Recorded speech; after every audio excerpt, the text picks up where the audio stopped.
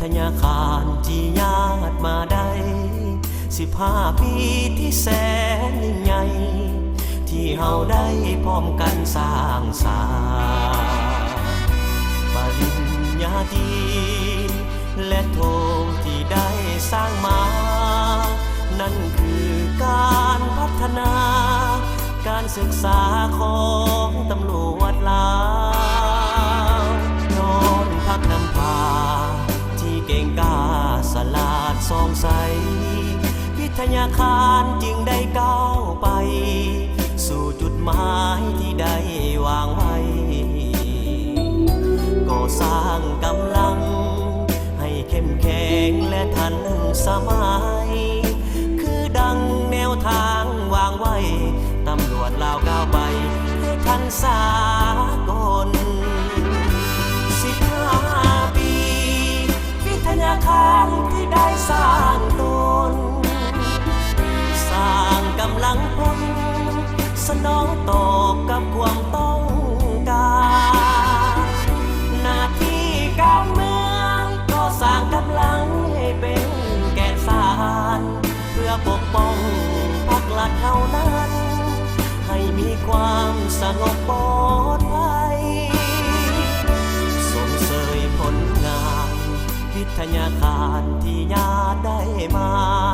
15 ปีที่มีคุณค่าทั่วประสาขอไว้บ่ในจงได้ก้าวเดินเจริญรุ่งเรืองศรีวิไลก้าวไปให้ถึงจุดหมายก็สร้างให้ได้ปริญญาเอก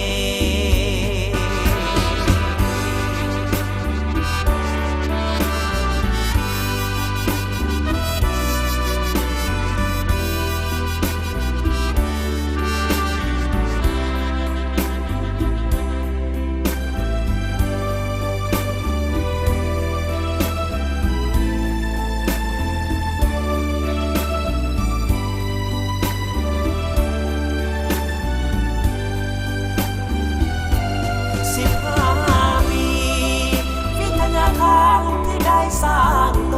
นสร้างกำลังพลสนองตอบกับความต้องการหน้าที่การเมืองก็สร้างกำลังให้เป็นแกนสารเพื่อปกป้องพรรครัฐเท่านั้นให้มีความสงบปลอดภัย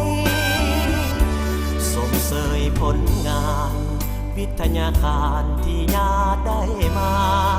15 ปีที่มีคุณค่าทั่วประสาขอไว้บ่ในจงได้ก้าวเดินเจริญรุ่งเรืองศรีวิไลก้าวไปให้ถึง